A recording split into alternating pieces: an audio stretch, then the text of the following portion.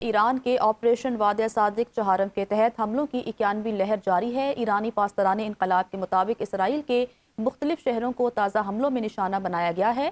پاسداران انقلاب کا دعویٰ ہے کہ تل ابیب اور ایلات میں اہم فوجی اڈوں پر حملے کیے گئے، جبکہ اسرائیلی فوجی صنعتی تنصیبات کو بھی نشانہ بنایا گیا۔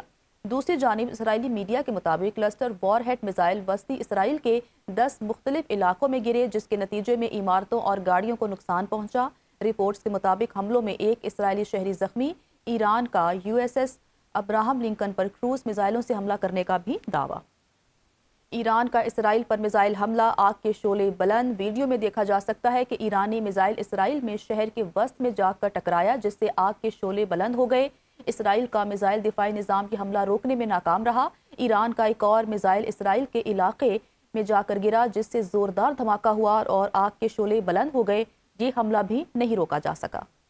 امریکہ اسرائیل کے ایران پر نئے حملے، کرچ اور تہران میں مختلف سویلین اہداف کو نشانہ بنایا گیا۔ کرچ میں واقع زیر تعمیر پل کو نشانہ بنایا گیا، جس کے نتیجے میں 8 افراد شہید جبکہ 95 زخمی ہو گئے۔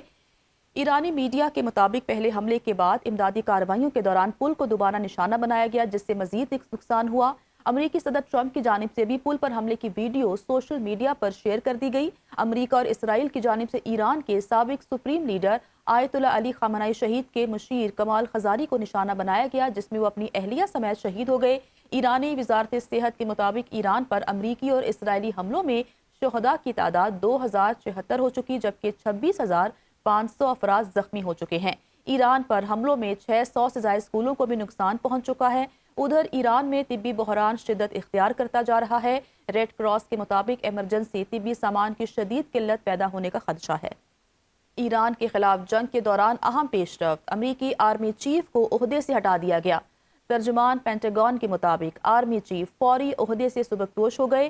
موجودہ vice chief of staff general Christopher کو عبوری طور پر نیا چیف مقرر کر دیا گیا۔ جنرل کرسٹوفر ایک تجربہ کار اور قابل اعتماد آفیسر ہیں۔ موجودہ ٹرمپ انتظامیہ کے ویژن کو عملی جامہ پہنا سکتے ہیں۔ سبکدوش army chief general Randy George پہلی خلیجی جنگ، عراق اور افغانستان کی جنگوں میں خدمات سر انجام دے چکے ہیں۔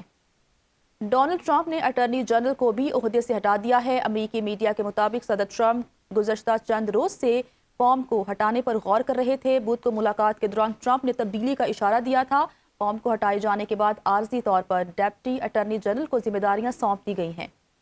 ایران کا امریکہ پر بڑا حملہ، حملوں کو اخلاقی زوال قرار دیا۔ ایرانی وزیر خارجہ عباس عراقچی نے کہا کہ شہری انفراسٹرکچر پر امریکی حملے ایران کو ہرگز جھکنے پر مجبور نہیں کر سکتے۔ سماجی رابطے کی ویب سائٹ ایکس پر اپنے بیان میں عباس عراقچی کا کہنا تھا کہ پلوں سمیت سویلین تنصیبات کو نشانہ بنانا ایرانی حملوں کے حوصلے پست نہیں کر سکتا۔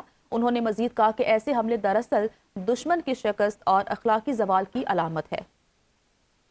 آبنہ ہرمز طاقت کے زور پر کھولنے سے متعلق قرارداد، اقوام متحدہ کے سلامتی کونسل میں آج ووٹنگ کا امکان۔ فرانس، چین اور روس کی جانب سے قرارداد کے مسودے کی مخالفت کی گئی۔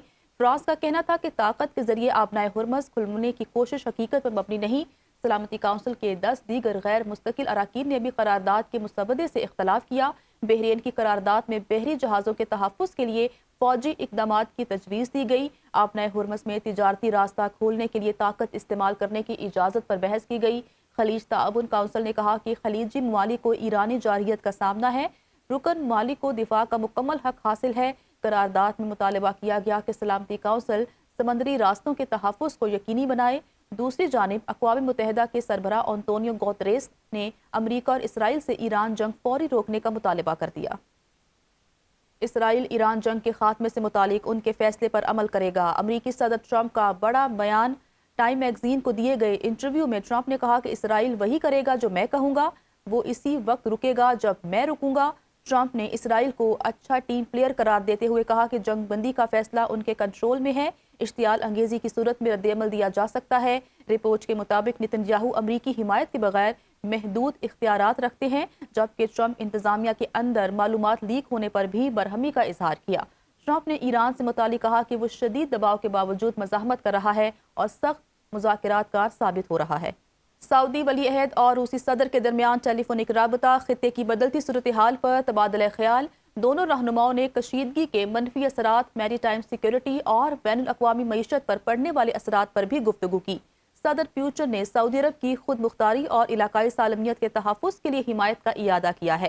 اس سے قبل سعودی وزیر خارجہ فیصل بن فرحان اور روس کے وزیر خارجہ کے درمیان بھی ٹیلی فونک رابطہ ہوا۔ دو طرفہ تعلقات اور خطے کی صورتحال پر تبادلہ خیال کیا گیا۔ برطانوی وزیراعظم کیئر سٹارمر کا کہنا ہے کہ آبنائے ہرمز کھلوانے کے لیے رواں ہفتے 35 ملکوں کے اجلاس کی میزبانی کریں گے۔ خبر رساں ادارے AFP کے مطابق برطانوی وزیراعظم کا کہنا ہے کہ اس اجلاس کے بعد وہ اپنے عسکری منصوبہ سازوں کو بھی بلائیں گے تاکہ یہ جائزہ لیا جا سکے کہ وہ اپنی صلاحیتوں کو کس طرح اکٹھا کر سکتے ہیں۔ ایران کی فوجی طاقت سے متعلق امریکی انٹیلیجنس رپورٹ میں اہم انکشافات سامنے آ گئے ہیں۔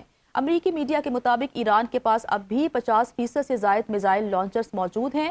رپورٹ میں کہا گیا کہ ایران کے ہتھیاروں میں ہزاروں ڈرونز بدستور شامل ہیں۔ امریکی انٹیلیجنس کے مطابق ایران اب بھی پورے خطے میں بڑے پیمانے پر تباہی پھیلانے کی صلاحیت رکھتا ہے۔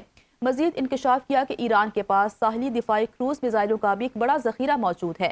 رپورٹ کے مطابق یہ میزائل خاص طور پر آبنائے ہرمز میں جہاز رانی کے لیے سنگین خطرہ بن سکتے ہیں۔